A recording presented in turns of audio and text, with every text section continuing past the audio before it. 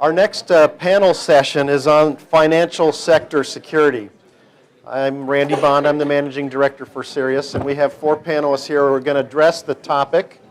And then you know the drill. We're going to open up the floor for discussion and hopefully have some interesting questions on this subject. So the panel statement is this. The financial industry has traditionally been a high-profile target for computer abuse and misuse. As more consumers become connected, we've heard Internet of Things mentioned here many times already this week, there's going to be a greater demand for access to using one's own equipment. So how will the financial industry respond to these new demands while balancing that same consumer's concerns over security and privacy? Will traditional approaches to cyber be sufficient? Probably not. Or are all new strategies needed? Our panelists are, in the order that they're shown in the book at the end, Sarath Geethakumar, a CERIAS grad, and now the Senior Director of Mobile and Product Security at Visa. Welcome back. Have you been back to campus since you graduated? Yes. Okay. Well, welcome back. Here on your left is Professor Jackie Rees Ulmer from the School of Management here. She's Associate Professor. Next to her, Ralph Poore, who is Director of Emerging Standards at the PCI Security Standards Council, and Blake Self, another CERIAS grad. He hasn't been gone quite as long, and I know you've been back at least once since then. He's a Principal Security Architect at U.S. Bank. So we'll give each of our panelists about 5 minutes to just talk a little bit about this subject from their perspective, and then we'll open the floor for some questions. I'll ask the first one, and then you all can queue up for the rest. Jackie? Thanks, Randy. My research most recently has focused on how firms disclose risk related to information security and privacy. How we've approached the topic is we've looked at how firms communicate in their, not really voluntary anymore, but their risk disclosures in their 10-K statements to the SEC. And from the SEC's guidance, you can really appreciate the order in which the firms list their risks, as well as the language that is used to describe these risks and the potential impact of the firm. So we look at what is disclosed, but also how it's disclosed, and then we've looked at correlated security breaches, security issues, and litigation pertaining. And we've seen that the way that firms approach risk does seem to have a correlation with outcomes. The more proactive, the more you are upfront about it, the better off firms are in terms of outcomes. That's not to say that you should hire people to write your risk disclosures in a happy way. So keep the hackers out. That's not the case at all. But we also look at governance in terms of the executive makeup. And our initial approach to that project was, where's the CISO? Turns out they're nowhere to be found in the top 5 to 10 executives that are disclosed to the SEC. Then we said, okay, is there a CIO in the house? And the answer, again, was, in many firms, no. And again, we were able to look at CIO presence. We also looked at similar titles, but the more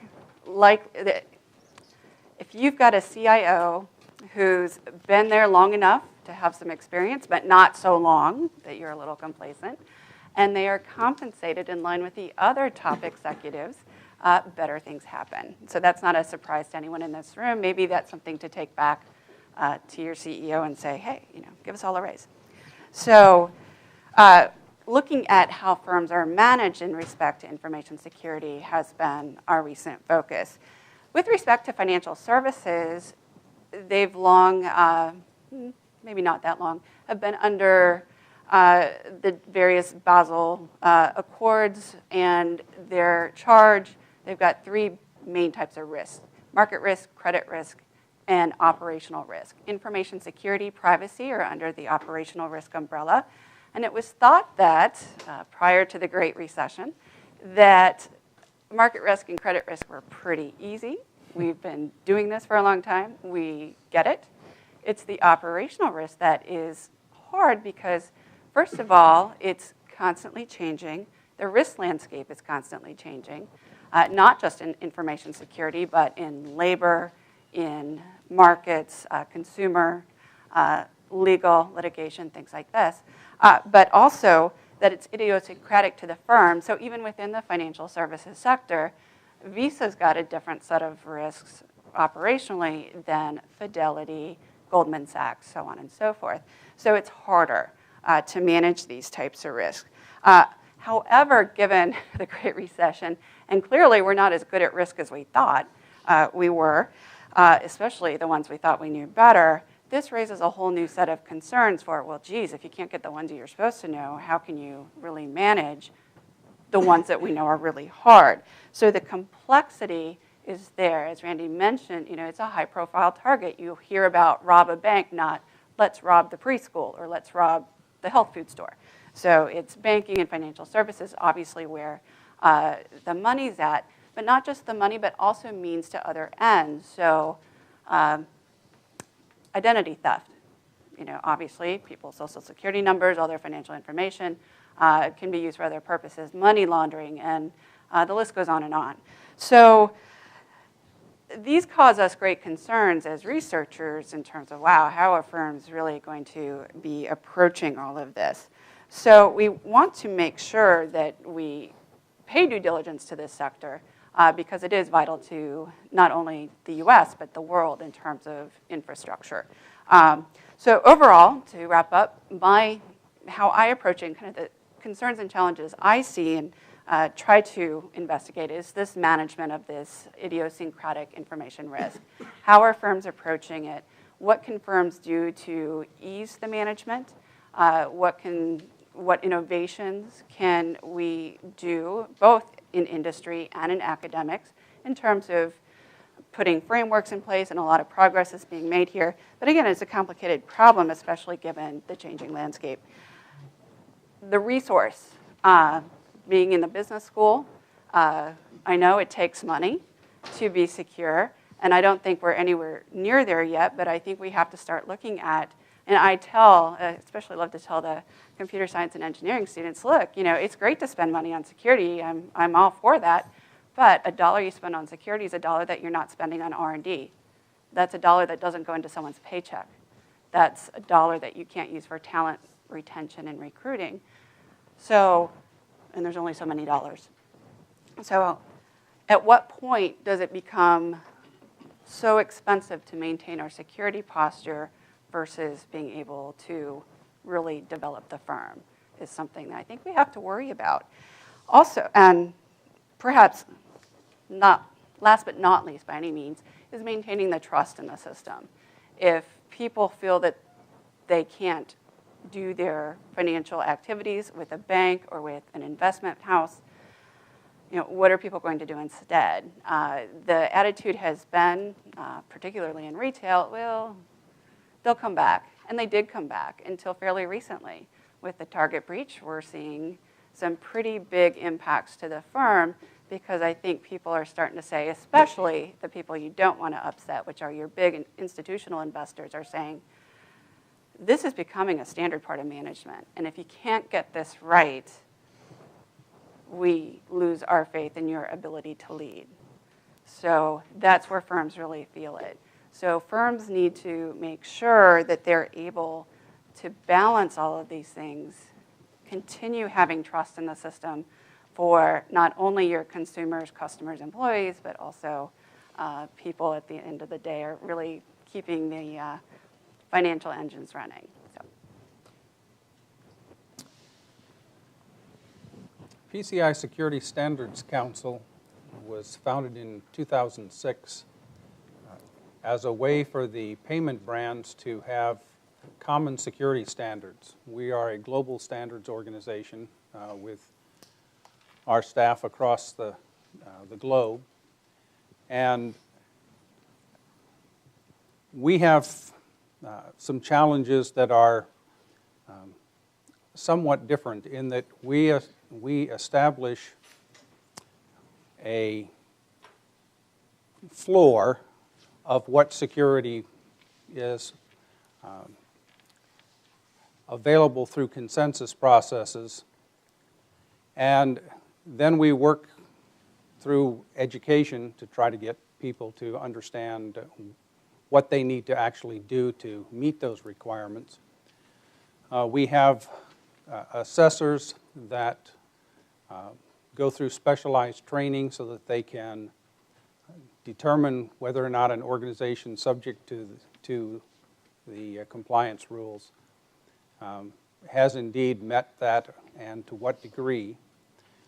But PCI Security Standards Council itself is a standards body, not an enforcement authority.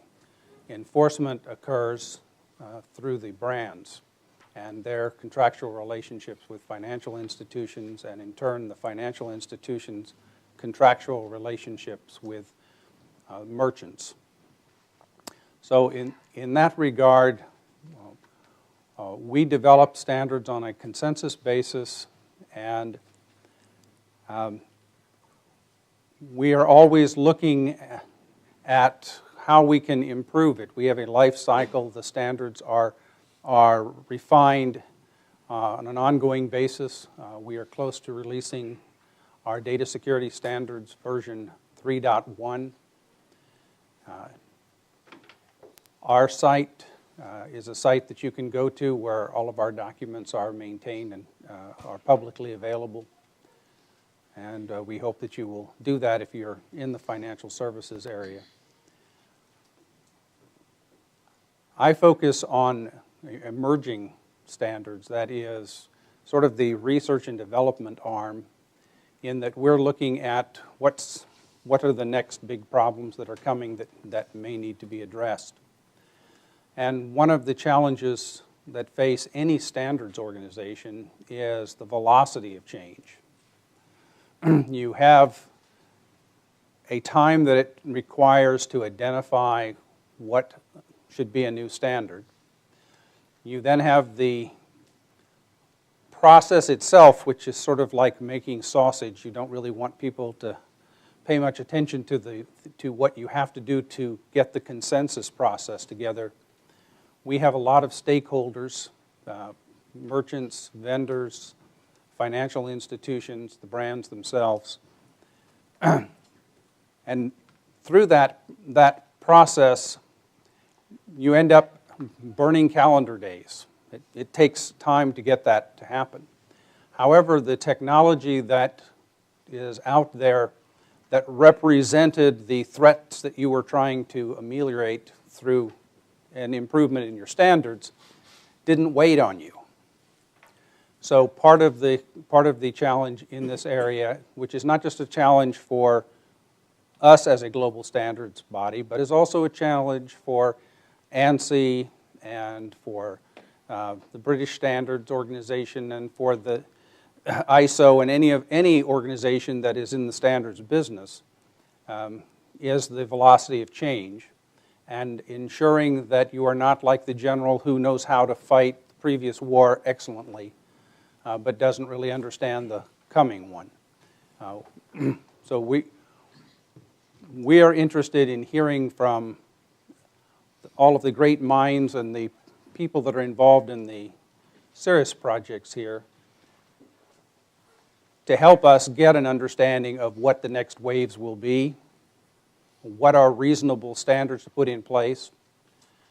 We are also in the business of trying to educate people to do security as a business as usual practice, not as a compliance checklist. While audits have, by their very nature, a point-in-time aspect to them, we're actively trying to get organizations, merchants, and financial institutions to take the security standards to heart and have them as a part of their integrated business processes, so that at the end of the year, when they have to have some kind of compliance assessment done, that it isn't a panic to get stuff in a book that you can then hand off to have somebody do checklists, but rather that you are continuously doing the right things. And when you're doing the right things on a continual basis, it is much easier for you to evolve to address other threats. If it's only something that's a point in time and I'm done with that, just put that aside, then it is a much greater lift that you as an organization have to do when something changes and the security rules change. So one of the things I'm looking for is a better understanding of where industry is headed and what its appetite is for standards in new areas, including mobile tokenization. We also are seeing, those of you who are associated with the credit card industry, recognize that in Europe we had EMV cards that were chip and pin, and that the United States has been rather slow to get onto that, and it's now a major push for merchants to accept chip and signature in the U.S., and that will have a significant improvement in the prevention of card fraud, especially in the card counterfeiting area.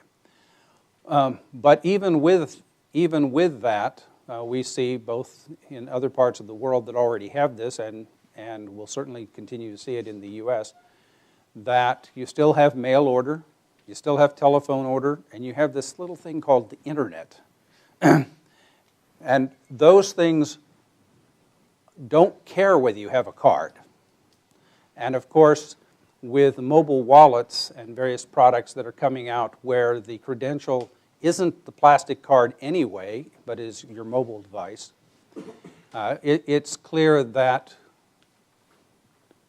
there are still things that have yet to be developed that are above and beyond chip and pin that will have to address the additional ongoing security concerns and risks that are out there.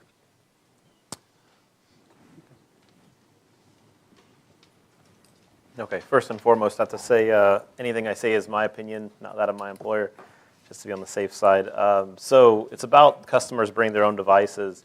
So really I have three main new technologies that I see the financial sector using so far in order to protect customers. And so the first one is information sharing. The financial sector has been really good. I think most of the people here have heard of the FSI SAC and sharing information. That's not just protecting customers, but connecting the banks as well. You know, sharing all this information on, hey, I saw an attack from here, I saw an attack from there. The FSI SAC is actually taking that a step further with a product called Soltra Edge, which is for basically automatic sharing of threat information. The second big thing that I've seen is compromised account detection. So saying that, let's say you as a consumer, you know, you're using whatever bank and you go to, hey, I want to make a withdrawal, where our systems actually say, hey, that's not your computer, but that's Zeus. Or we recognize your IP address, or don't, hey, this is a different IP address. Or maybe you're using your mobile phone and, you know, the geolocation says you're, you know, in some other country, and it's like, hey, you know, this isn't right. This person's based out of Ohio. Why are they, you know, trying to withdraw all this money from, you know, whatever country overseas? And so the compromised account detection is a really good one for the customers. And the last one that I was directly involved with is what, you know, threat intelligence, but I like to just say, for what I did, information gathering, which is trying to find where fraud's going on and basically find this before fraudsters use it. So, you know, you keep your customers really happy if they get a call. It's like, hey, your credit card was stolen. It hasn't been used yet. We've actually seen where it's being, you know, it's been sold, and we want to get this changed before it's actually used. I mean, if I'm a customer, I'd be really happy if they call me before any, you know, anything like that goes on. And so those are the three things that I've seen. And in the interest of time, I think I'll pass it on to you. Interestingly, this is a repeating topic that keeps coming up at, you know, every discussion that I'm part of. I don't know, because it's my LinkedIn title says mobile and, you know, product security, but, you know, my closing statement usually, I'd use it as in my opening statement, is mobile, cloud, new technologies, they're here to stay. they're not going anywhere, right? A few years back when I was a student here at CERIAS, I used to walk around with one laptop. I used to connect it to the Purdue network. And I was talking to Keith during lunch, and he says, people walk with 4 devices now, 2 cell phones and 2 laptops, 4 IP addresses on the network. Probably they're not patched. They might patch it, or they're on a Verizon or AT&T network, which is a 3-year-old outdated contract, and they can't upgrade their phone. What do we do? How do we protect the infrastructure? So tying it back to the conversation here, bring your own device. Whether it's employees or customers bringing their own devices into financial space, it is a reality. It is happening. We're seeing it daily. Going back to Deb's conversation this morning, data and the percolation of data into human life is so immense that there is absolutely no way we can say that I am completely off the grid. One way or the other, every organization is leaking some kind of data somewhere. What makes sense, financial industry has traditionally been very conservative in approaching technology, adopting new technology, or what they want to do or how they want to do things, right? Going back to tokenization, the idea of tokenization has been around for a while. Great. It took a long time to implement it so that we can go through all the necessary precursors that will allow us to do it securely. Right now, people can walk in with one of these devices and swipe it at a terminal and make a transaction. Several organizations tried, failed because security, one is security, second is scalability concerns. Having said that, more and more people are adopting mobile devices. More of the consumers, whether it's a bank, any kind of financial institution, they're going to walk in with a device and say, I want to use it. Someone else is using it. Why can't I use my Google or my Apple phone? The short answer is yes, there are security concerns associated with everything, but fortunately we have the last 20, 30 years of experience behind us, and we're able to look at it from a different paradigm this time. We do understand the caveats, we do understand how much risk we are taking, and we know how to calculate it better as I see it today. If we take one step, it is probably, every time I go for a conference, people ask, well, now we're going for mobile payments. How secure is it from your chip and PIN card? I mean, it's as secure as you losing your wallet or your phone. You lose your wallet, somebody takes your card and swipe. You deliberately, I had a coworker who come and tell me, my 16-year-old thing, it's the coolest thing to go jailbreak a phone. Every kid in high school jailbreaks their phone or roots their device. And my credit card is on the device. What do I do about it? I say, well, that's how things are moving today, right? So your security as it compares to what's on a mobile device or bring your own device, it's only as good as how you protect it or how you wish to use it. Financial institutions or technology innovators, they always calculate the risk. If an attacker can mount a really focused, targeted attack on one person in this room, great. They're probably a nation-state sponsored attacker sitting in China doing some stuff. But if I can sit in this room, make you all connect to a Wi-Fi network, and then get your tokens and your cryptogram generating keys or LUKs and stuff from your phone and just walk out and make transactions, that is bad. That is where financial institutions come into play to understand what is the real risk that we're posing when we introduce a new technology. Google had adopted the Google Wallet model a long time ago. Didn't work very well because of all the interdependencies, secure element, TSMs, TSM providers, whatnot. But eventually it all came back to, market adoption is not going to happen. We're going to HCE, host-based card emulation. Simply speaking, storing a card number in software. Now we come to the space of software-based secure elements. How can we secure your card number or card data or a token inside a software component? White box cryptography, Origin, Purdue University, plays a very key role in that space, software-based secure element. Again, every step that we take is based on risk and how we think we can, I would say, we can contain the risk within the foreseeable period of time. We don't know what's going to happen 20 years from now. But for a foreseeable period of time, how much of risk can we contain, and how can we take the risk posture down as we progress with technology?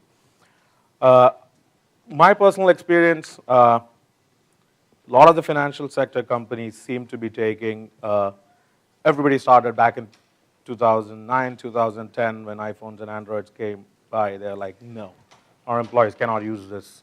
And now they're changing it to, well, it's cheaper to have them bring their own devices. We all need to move to a data-centric approach where we can protect our data, ensure the integrity of our data, but some of them say, forget the device. But you really can't protect your data if you forget the device.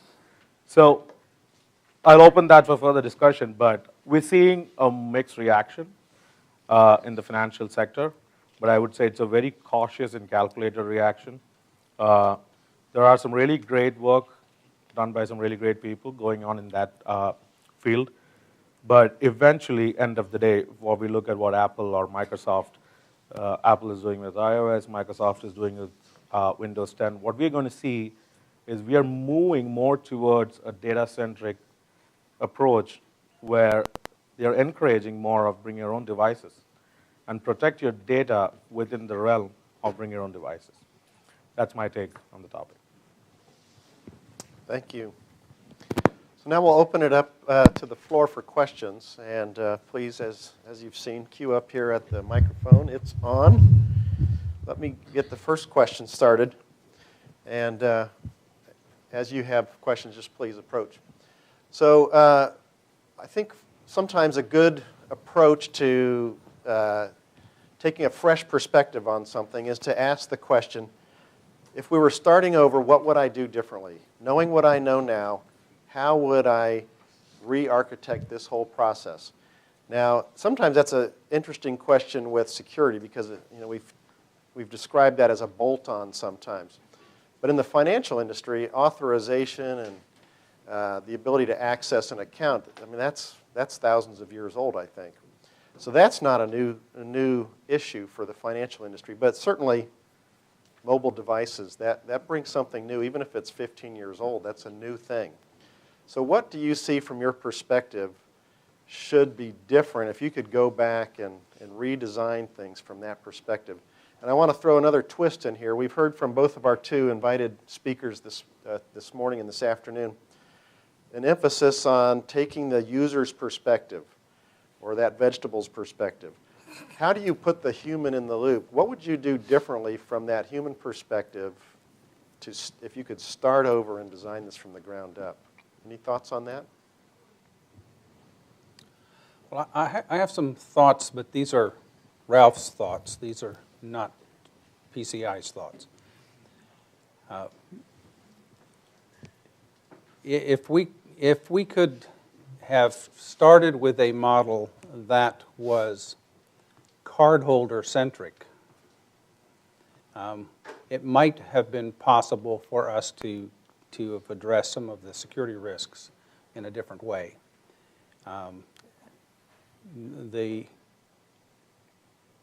The challenge is that we have so many different stakeholders who have a part of the risk of something going wrong in an ecosystem, like the acceptance of a payment,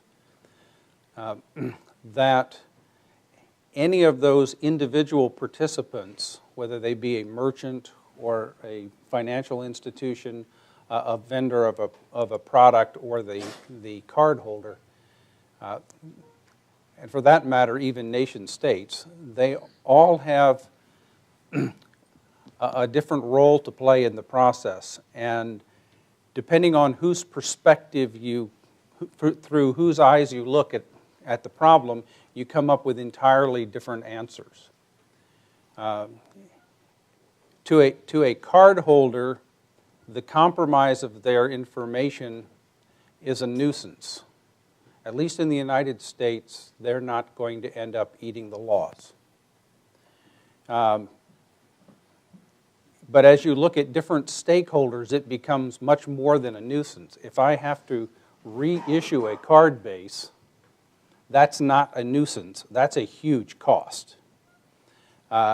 If I end up being in the Wall Street Journal for having had a huge compromise that's pointed back at me as a merchant, that's not a nuisance. That's going to be a huge cost, a great deal of pain.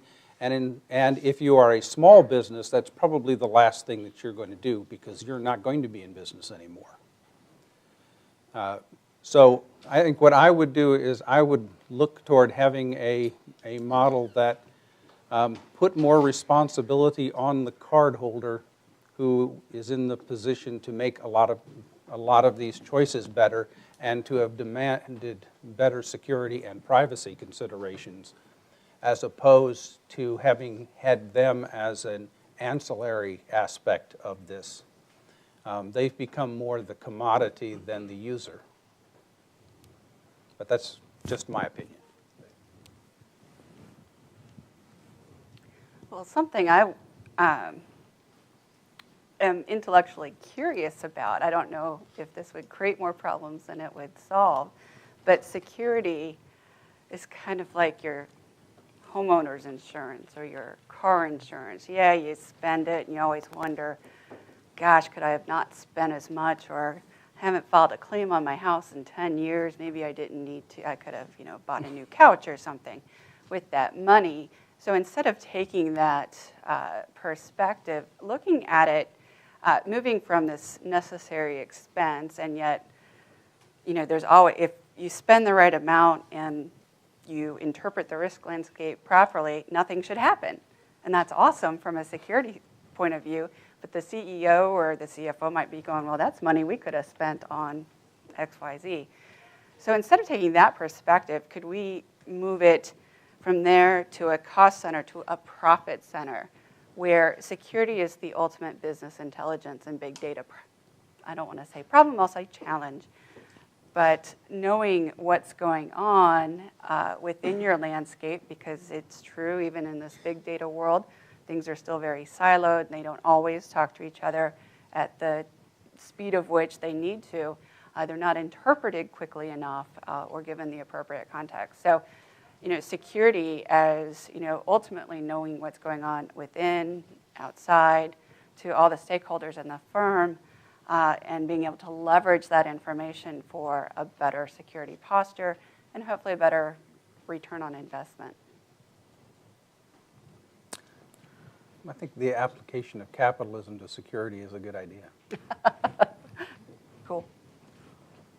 From my viewpoint, I think one of the things I would, if you're resetting the clock and going back in time, what I would do differently would be, in most cases, security is an afterthought. We got a little bit of head start, I would say, with mobile and cloud payments. Not entirely as much as what we needed, but definitely got an edge. But what I would have done differently if I had the option would have been to step backwards and think of embedding security right from the inception of an idea, right? We talk about software development life cycle. What's missing in that is security, right? Secure software development life cycle is something that most of the companies really need, or most of the products really need. Even PCI now, or the past couple of iterations, have a section that entirely talks about secure software development. But for most of the time, when we have been talking only about penetration testing, right, or things that you do after the fact. So who's holding an organization liable for quality of the security products? I mean, there are, we're talking about the Sony breach, or we were even having a conversation over lunch where we're talking about a lot of the security products that come in that enterprises take and deploy. Majority of them, if you do a simple scan or an application penetration testing, they break apart, and they hold keys to your kingdom. They might have domain admin accounts there, or they might have information about all the vulnerabilities that they scanned across the enterprise. So the weakest, you are as secure as the weakest link in your net, in your enterprise or wherever you're deploying it. So from my perspective, pushing security up the life cycle and holding someone, and I don't know who the someone is, right, accountable for the quality of the product, security of the product, I would say, along with quality, is what that would make a significant difference. To a certain extent, I would say I see companies like Apple, Microsoft doing that a lot these days. They would rather wait for technologies to evolve because they want the secure software development to mature before they want to release something, as opposed to just looking at the time to market. But there's still organizations or products out there which only look at time to market and capitalizing on that time to market portfolio rather than looking at the security of the product.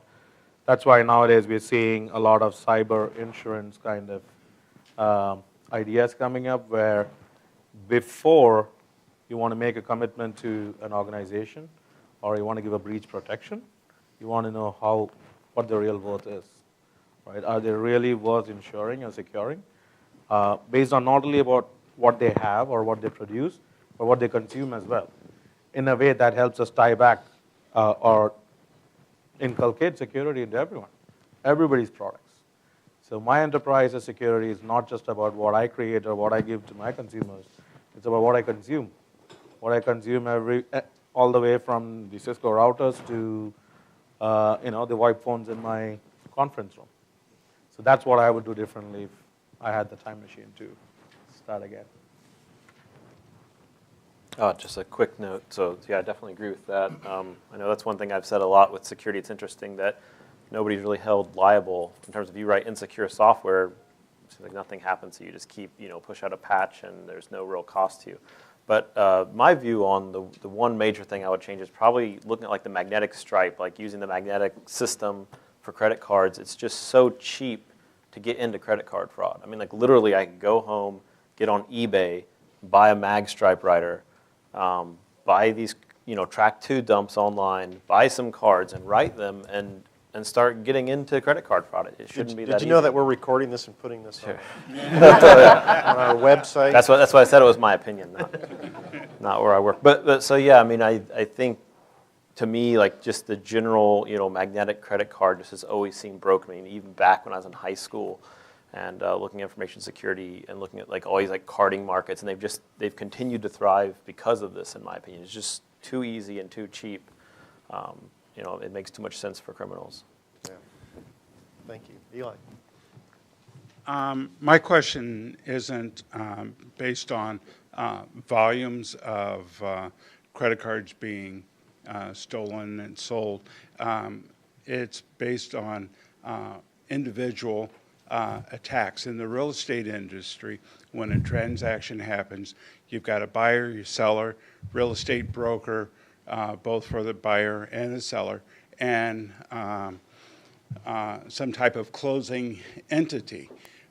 What you've seen in the news is where there's been wire fraud, all right, simply because the bank is given a source account and a destination account. There's no validation, and hundreds of thousands or millions of dollars for one transaction are gone. I mean, virtually. And the bank says, it's not our problem. We sent it to the numbers we got, all right? Why doesn't the bank validate the numbers against an institutional entity? There needs to be some other type of check. And again, just as the gentleman said, who's accountable? Is it the bank's problem? The bank says, no, I sent it to the numbers. You talk to the selling realtor or to the seller, the buyer. None of them were involved in it, but somewhere in all the emails exchanged, things like that, there's been a compromise in the communication. How would you address it? And then for wire transfers, and then if you could address the same question for electronic fund transfers that you set up for bill pays and things like that. Thank you. Good question. Well, those are not really payment card issues from the perspective of what our standards cover, but they are good examples of registration authority issues. And the issue of knowing who your customer or who your banking client really is. Part of the evolution in technology has torn down the original construct where you had a local banker who knew every one of his customers personally. You could not walk in and say, I'm Farmer Smith, if you weren't, because you wouldn't have gotten anywhere with that. Now you're at a point where you can open an account over the internet, never having seen any employee of the bank, provide all electronic credentials that have no physicality whatsoever, and then conduct business under that identity. And the point at which the bank becomes aware that you aren't who you said you were is when a complaint comes in. So that's all after the fact. And the challenge for any institution that wants to allow what we take now as the modern way of doing things is that we don't really have a credential authority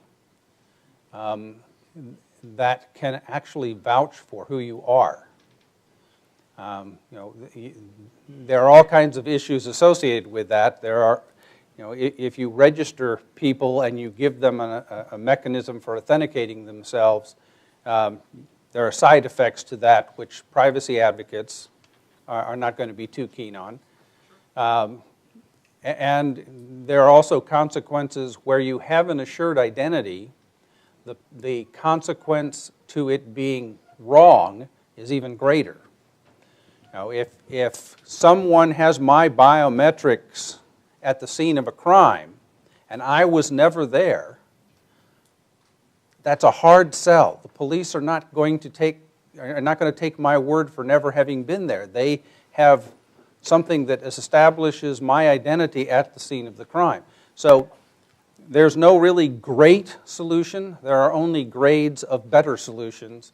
And part of that comes down to how you register that you are who you say you are, and within the limits of what technology allows us right now.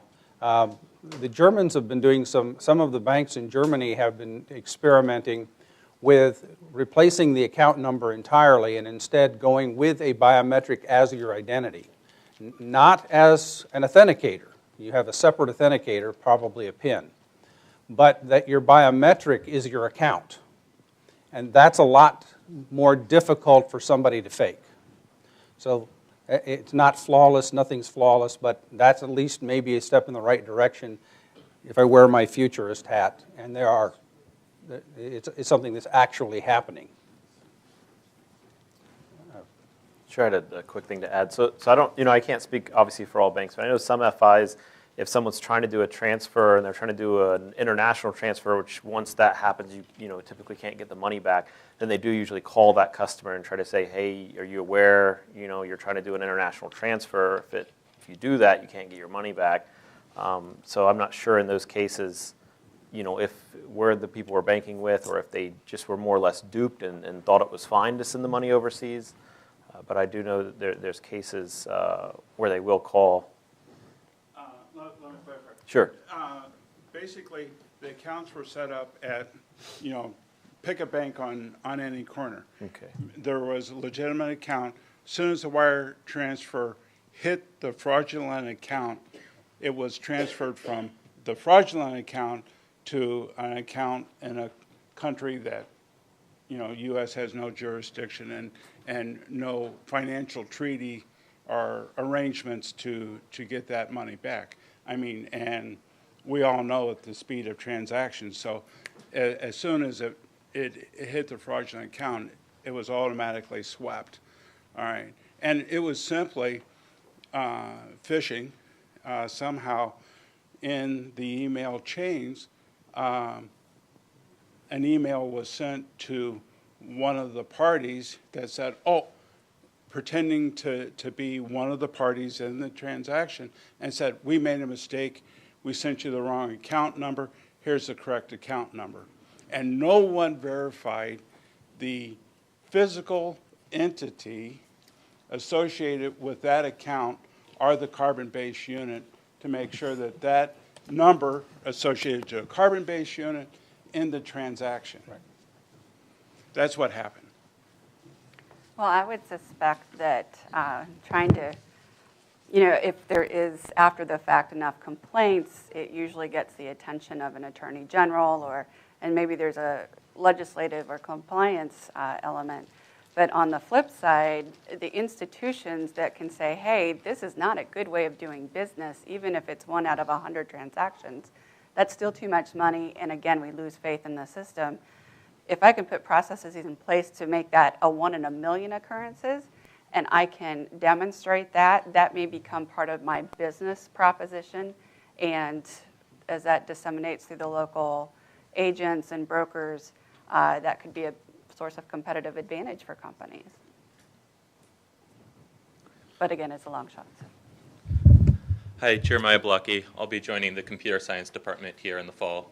So someone, I think Ralph had mentioned that here in the United States, it's typically institutions and not customers who are bearing the risks. So my question for you, are there creative ways for an institution to actually incentivize its customers to behave in maybe more security conscious ways that would be mutually beneficial to both parties? Is that the same as shifting the risk, or is that can be a euphemism for shifting the liability? Yeah, I can't comment on any questions with regard to shifting liability because we don't deal with that. With regard to whether there are already many things which financial institutions are doing to help a card holder become a better card holder in terms of educational material that they include in mail-outs, help desk support, and other things that they provide. And there have been some technological advances that have helped reduce some of that as well. And notably, the move to the EMV cards with the chip is a significant improvement.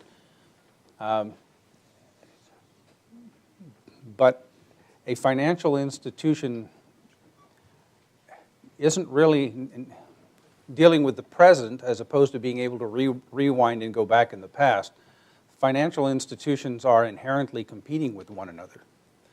So they can't easily institute a change unilaterally. So a financial institution, even if they're really a big financial institution, if they stepped up and said, we're going to make sure that, because the law allows it, I'm going to make sure that you pay the first $500 of the loss, well, my card's not going to be there. I mean, you have choices and you take them. So that, I don't know what U.S. Bank's thinking on this would be, but I don't see that at this point in time there's a whole lot that a financial institution could do that would alter the game for the card holder. Just to clarify briefly, I wasn't thinking of shifting the risk to the customer. I was thinking of more, we'll pay you $1 if your account is not breached or we don't have to deal with any security issues for this year, whatever monetary amount might be useful. Yeah, I mean, that's when I heard your question, I kind of thought, I don't remember which talk it was, but someone had said that, they have incentives for sending in phishing emails. So I could see, something like that being good. Now, with that in mind, I work in, security architecture, so I'm more, how do we defend against threats and not so much, policy and incentives for customers to be more secure. But I definitely could see, something like that could work. Maybe you're thinking like with insurance, where if you take a safety course, you have like a lower insurance rate for your car insurance, something like that. I think some countries, not everywhere, but I mean, nobody wants to lose their money, right? So it's like telling them, if you protect your money, we'll give you $1. It's probably, I don't know how effective that's going to be, but some countries actually do have, especially in the Europe and Asia, where chip and pin is in use. They have a lot of, I would say more like a propaganda, educational materials out there where they strongly advocate and, as much as possible, educate the individual consumers to not divulge their PIN by no matter who asks for that, right? Because in the chip and PIN world, a card present transaction means you're either physically present there or you gave your PIN to someone else. So there is a very there's a very low probability for using somebody overlaying some other keypad trying to get your PIN. The probability of that happening is very low. And if that is found, yes, in those cases the customers are credited back with whatever they lost. But in most cases, chip and PIN, the liability is shifted onto the customer. A lot of European countries and Asian countries have seen that. Even with card not present transactions, for transactions that you do online, I was recently visiting one of the Asian countries, and the government has regulated that if you're making a transaction online, you need a two-factor authentication. So above a certain amount, if you are making a purchase, it is the central bank's mandate that all the banks send the customers either a token or a PIN via SMS or email, or the users can dial a number and get that. So that is, again, an education to the users and a mandate by the government to make sure that whether you're making card present or card not present transaction, the user or the consumer is involved in every part of the transaction. Again, the debate will be how consumer friendly that is, but that's where the trade-off or the line gets drawn between how much you want to get paranoid about security or how much you want consumers to have their flexibility. And that's where I think the transaction limit was enforced in that country. But those are some of the things that I've seen personally that seem to work. I had a question. We've been talking a lot about kind of risk and point of sale systems and PCI compliance, other things. I had a question for the panel about what are your thoughts on some of the news reports about destructive malware, like deleting data? And do you have any thoughts about how the financial industry is looking forward in terms of trying to mitigate those types of threats versus criminal elements or stealing money, where they're actually deleting data or destroying systems?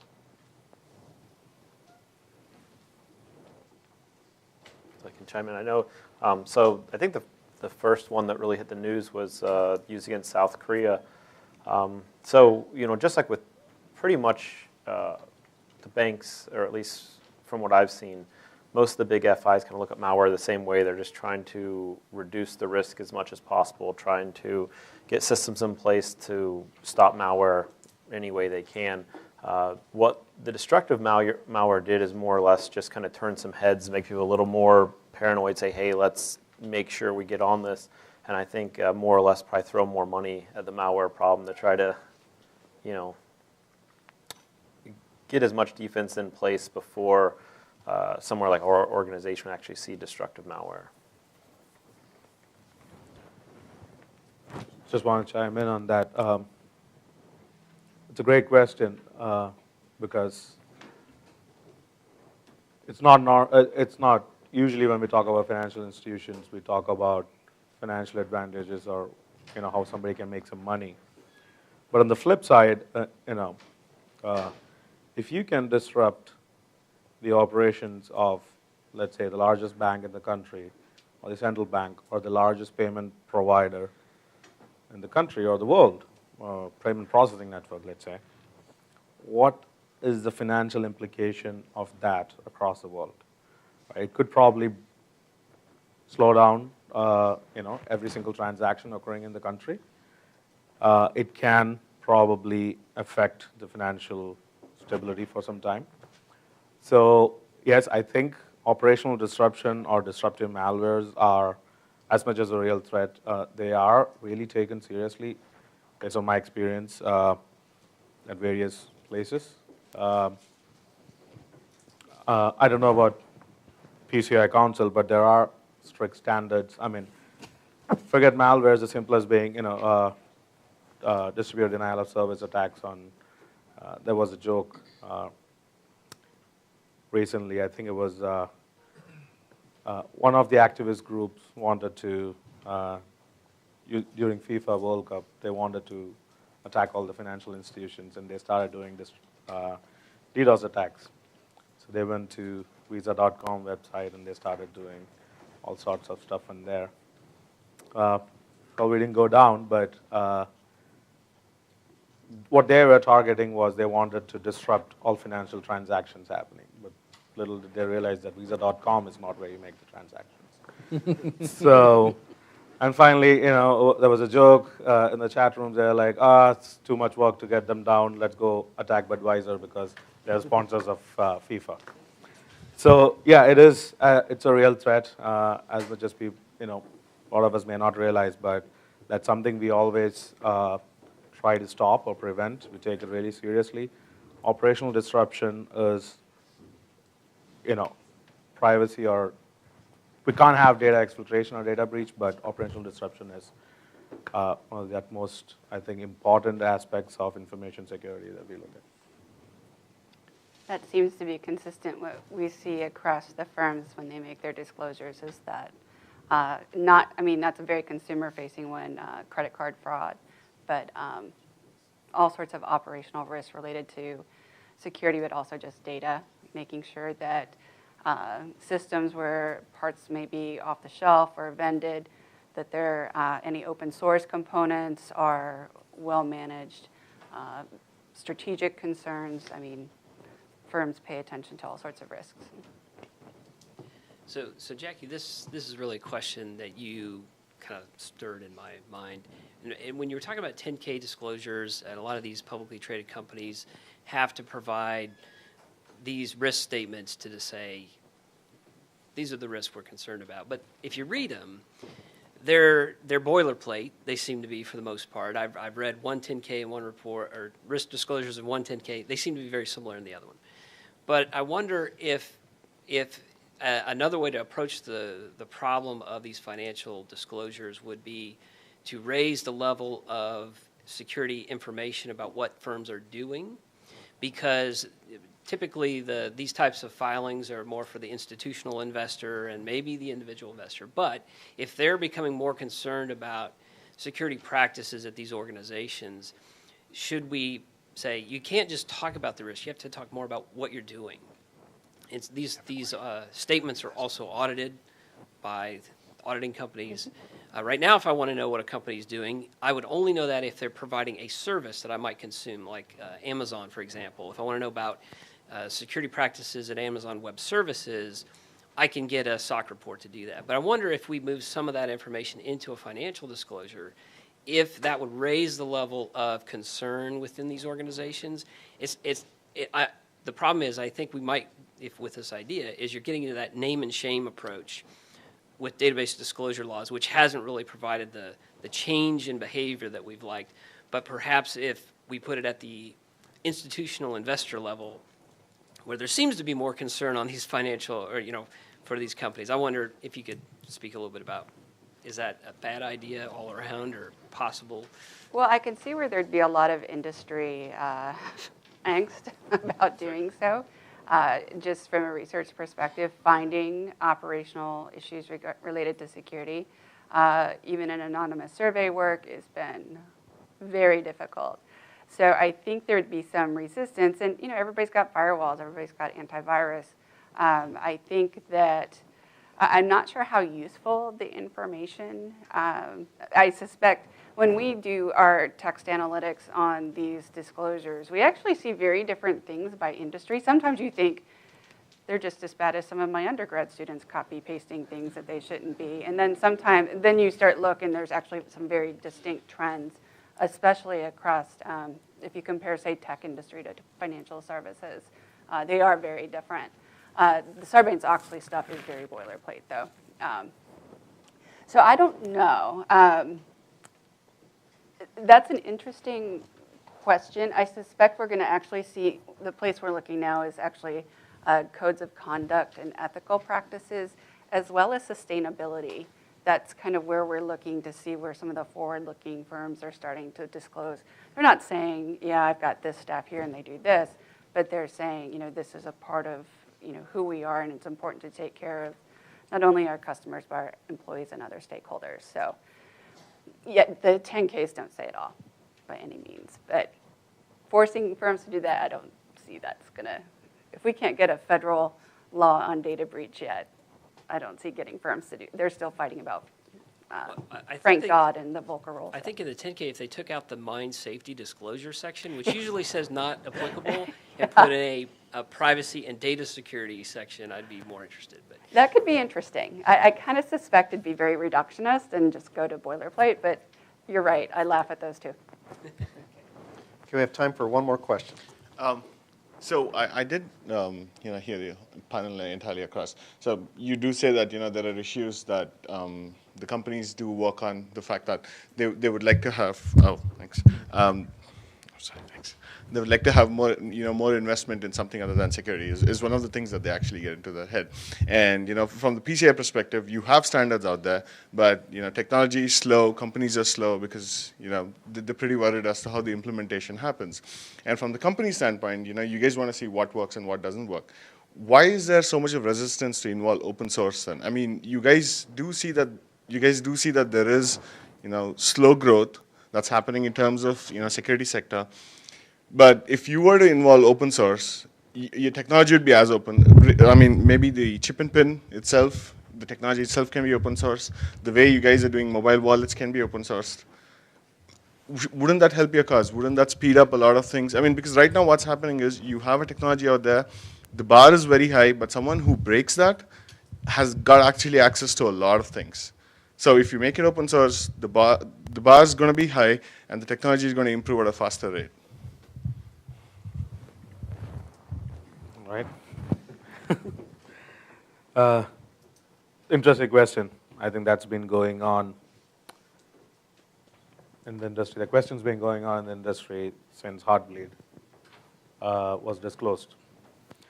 Why I bring up Heartbleed is the moment Heartbleed came out, was disclosed, and even Poore, Google went around, it was open source, but Google chose to speak to certain companies who are very close to them, tell them there's an issue you need to fix. Why? Because the day it was announced that Heartbleed was an issue, everybody just went and do a diff on OpenSSL and see what was the patch. If you know what is a patch, you know what is attack, right? Open source is a great platform for developing, building systems, critical systems, agreed. But the quality of open source is only as good as the contributors.